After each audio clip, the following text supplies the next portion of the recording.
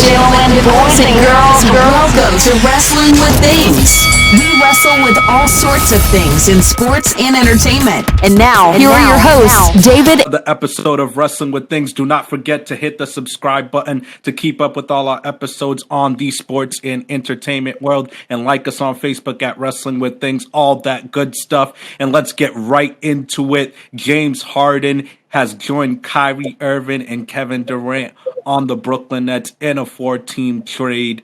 You know, a big blockbuster trade that finally gave us something to sink our teeth into for this NBA season. So, Sammy, what are your thoughts on this trade? And also, what did you like that you saw in that first game, even though Kyrie Irving hasn't came back and joined them yet? I love the dominance, and what makes it even better is they faced the Eastern Conference team. They faced Orlando, who's not too bad, but not too good at the same time. They're kind of stuck in that middle level, you know what I mean? So obviously they got dominated the way they did, but it's insane how, you know, we're already seeing that Kevin Durant could easily drop a 40 type game or a stellar type game in his sleep. And then James Harden fitting right in with the triple-double ability that he's showing, because he was showing that he could, you know, distribute, be the lead distributor, and he could come back and give you that bucket. So this is exactly what it is, you know, what we expected from this team. We're expecting pure dominance, especially over the Eastern Conference, because I think they're going to blow through everybody. I think nobody's going to see them once the Eastern Conference is all said and done. I don't know if the Lakers or the Clippers are going to be able to do any type of damage. I need to see that matchup before I can make any type of judgment and go any further against the West teams. But I feel like the East is going to be easy money. And I need to see Kyrie also come back and fit in with them on the game side. And then we can possibly make our final judgment. Yeah, I definitely agree with most of your points there, especially about them running through the East. By default, I will say the Philadelphia 76ers seem more focused this year, and by default, I think that's their biggest threat. But I still think when it comes down to it, they could beat Philadelphia in 6 games if they continue to build on what we've seen in that first game. I know Kyrie Irving wasn't there, and he's going to have to be worked in. But think about this. People got to realize this. KD and Kyrie Irving, up to this point in the season, without James Harden, between the two of them combined for 56.5 points and 11 assists. Adding James Harden, he already gave us a glimpse of that. Between the three of them, they're bound to average at least 75, 80 points. Between 3 players, they could literally average 75, 80 points. Back in the late 90s and 2000s, teams were averaging in the 90s and 80 some nights. Yeah. So the fact that 3 players could bring that up and the assist numbers as a team, it just says volumes about their talent. And I think what James Harden really showed in that first game is that he's coming into an environment where he doesn't need to ISO so much, and he's showing that he's a willing passer. I think he's always shown that he's a willing passer because he's led the league in assists before. But I think right away in the first game, even though he had a lot of turnovers, I think that was just because he had to carry more ball handling responsibility since Kyrie was gone. That's why he had the turnovers. But he had a 32-point triple-double, and I think that's a guy who knows that I'm in a new environment with super talented players, so I'm going to put more energy into my assists. I'm going to put more energy into my rebounding. I'm not going to put all my energy into isolation points because I don't have to anymore. So I thought that was really good. And like you pointed out, to see this early in the season, a 42-point game for Kevin Durant, I think that should make us all feel safe about where he's at because he did that on 62% shooting.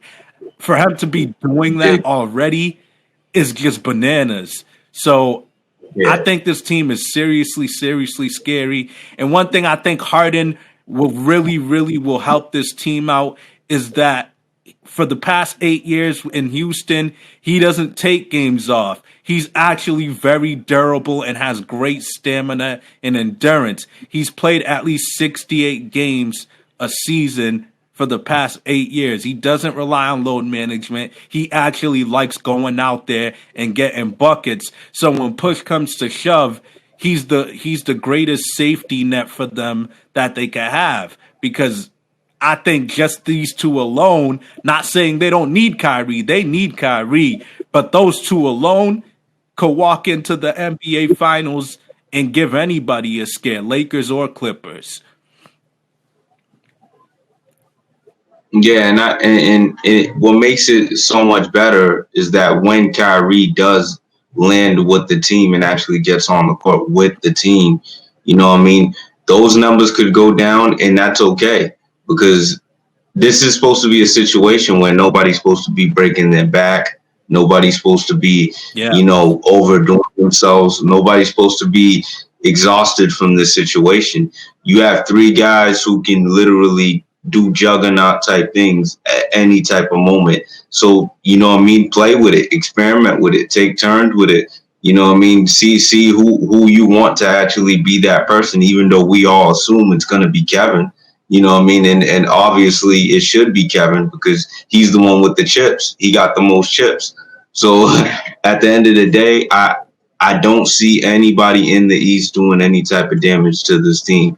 I really don't. I think it's the most anybody could do is probably a 6 or a 5. I don't see 7.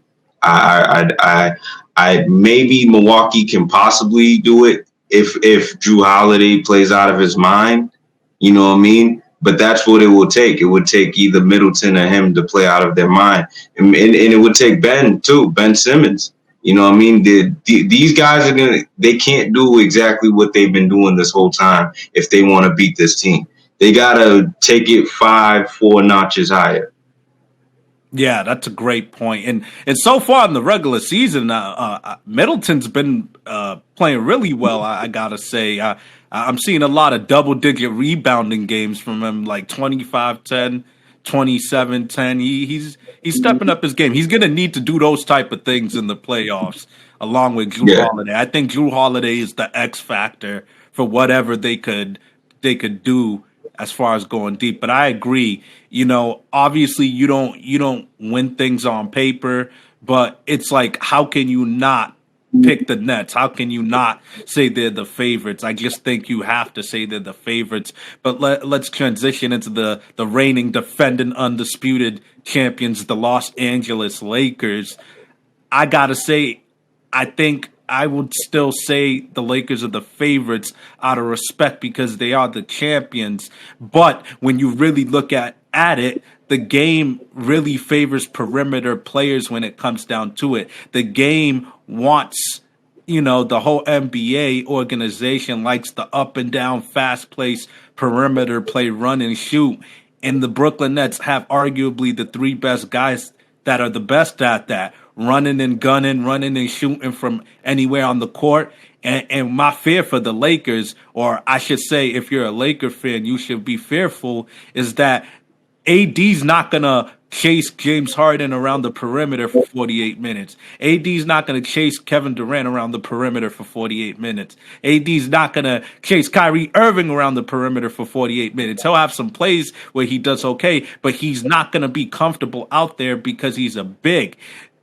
I just think that's a big advantage when you're facing a team like the Lakers because the way the game's played, because the way they protect perimeter players and how it's easier to get to the rack and get 3-point shots off. I think that's a huge advantage for the Brooklyn Nets and a disadvantage for the Lakers because along with the Lakers and the rest of the league, no team has multiple defenders. They don't have at least 2. Tell me a team that has at least 2, other than theoretically the Clippers with Paul George and Kawhi Leonard, that could at least match 2 of those guys. The Lakers don't have that. KCP's not gonna, grind it out with those guys on D. Dennis Schroeder, I like him, but he's not gonna lock up and bother Kyrie. So, what do you think about that disadvantage for the Lakers and their chances to defend their title against them in a series. No, I definitely agree with you, man. Because this, like we just discussed, looking at this team, this is either have to have a lot of A+ tough nose defenders, or you're gonna have to have guys who can match them on the scoring end. I'm not sure the Lakers could do either, because these are the times where they're gonna miss guys like Rajon Rondo, Danny Green, you know what I mean, Dwight Howard. These are the times where they're really going to miss these guys, because those guys brought to the table in their older years was the defense.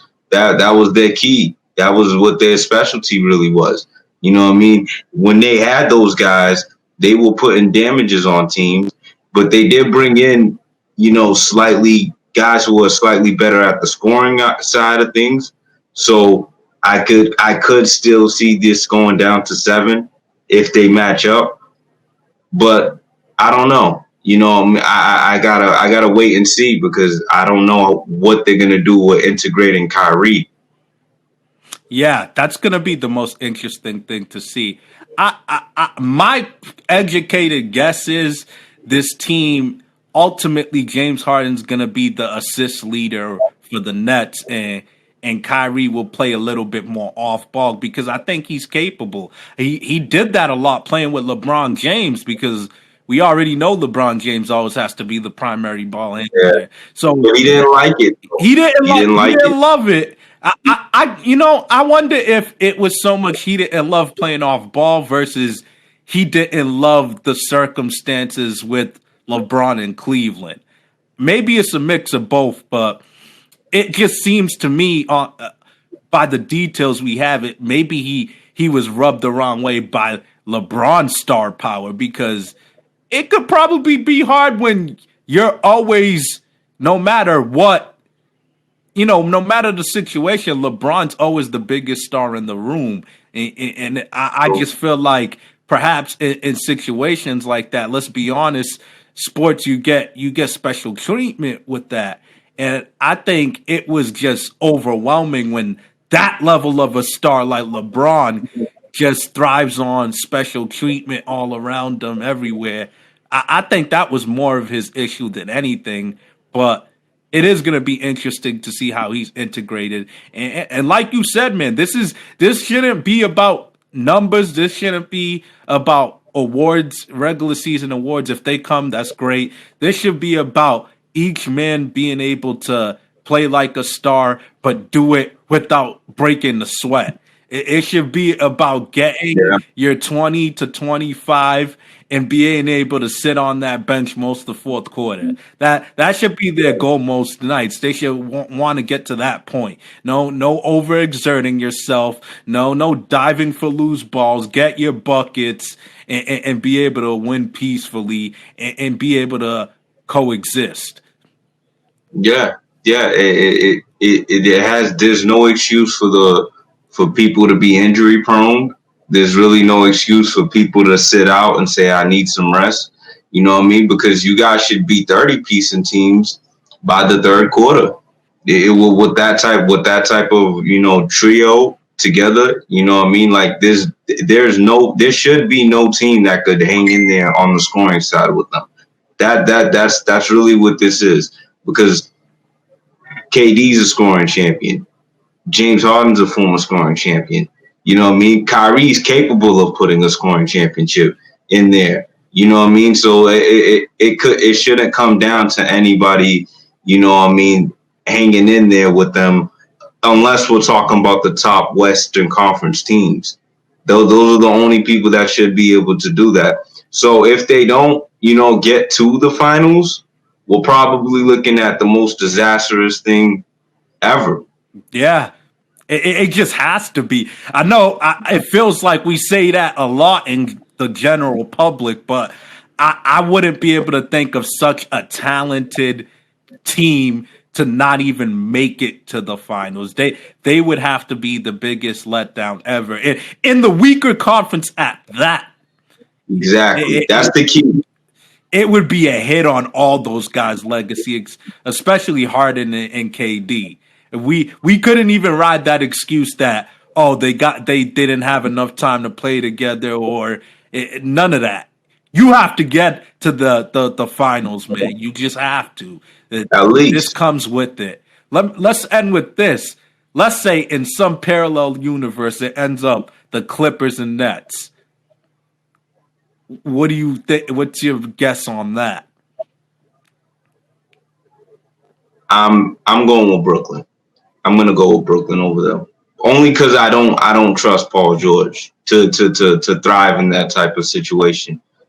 You know what I mean? I trust KD. I trust, Harden more than Paul George, even though I've been critical of Harden. I trust him slightly more than Paul George. So, and if they can get a healthy Kyrie in time for the finals, it's a no brainer. You know what I mean? Those dudes are fourth quarter killers. KD and Kyrie. I'd say Nets in 7. I'd give them that. But You really think you think it would go 7? yeah, excuse me, I'd go Wow. 7. Yeah.